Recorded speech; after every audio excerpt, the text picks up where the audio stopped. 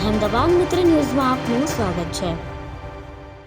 દામનગર સમસ્ત શહેર આયોજિત પાલખી યાત્રા શ્રી વેજનાથ મહાદેવ મંદિરથી બપોરે 3 કલાકે દિવ્ય પાલખી યાત્રા પ્રસ્થાન થઈ શહેરભરના મુખ્ય રાજમાર્ગો ઉપર દર્શનીય નજરા સાથે ફરી સાંજે 7:30 કલાકે પહોંચે શ્રી કુમનાથ મહાદેવ મંદિરે।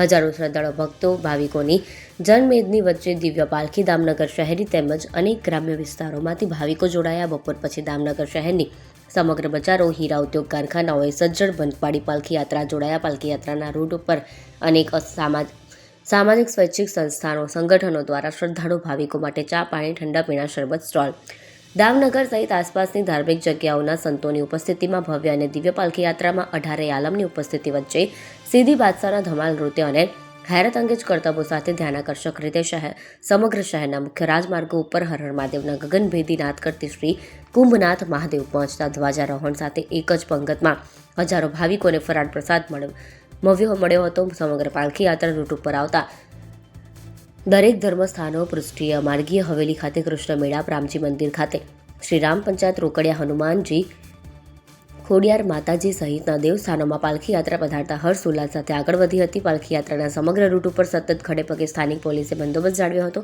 ગદગદિત માનવ મેદની વચ્ચે સમસ્ત દામનગર શહેર આયોજિત પાલખી યાત્રાથી સમસ્ત શહેર શિવમય બન્યું। ઠેર ઠેર હર હર મહાદેવના સ્મરણ સાથે પાલખી યાત્રાના દર્શન માટે રોડ રસ્તાની બંને તરફ કતારબંધ શ્રદ્ધાળુ ભાવિકોએ દાદા દર્શન માટે કલાકો સુધી ખડે પગે ઉભા રહ્યા હતા। પાલખી યાત્રામાં દાદાની પાલખી માટે યુવાનોમાં અદમ્ય ઉત્સાહ જોવા મળ્યો હતો। ડમરૂ શંખનાદની ધ્વનિ સાથે પાલખી યાત્રાની ભવ્યતા અને દિવ્યતા અસ્મરણીય બની રહી હતી। રિપોર્ટ નટવરલાલ ભાટિયા। અહેમદાબાદ મિત્ર ન્યૂઝની યુટ્યુબ ચેનલને સબસ્ક્રાઇબ કરો અને બેલ આઇકોન જરૂરથી દબાવો, જેથી દરેક મહત્વના વિડીયોની નોટિફિકેશન તમને મળતી રહે।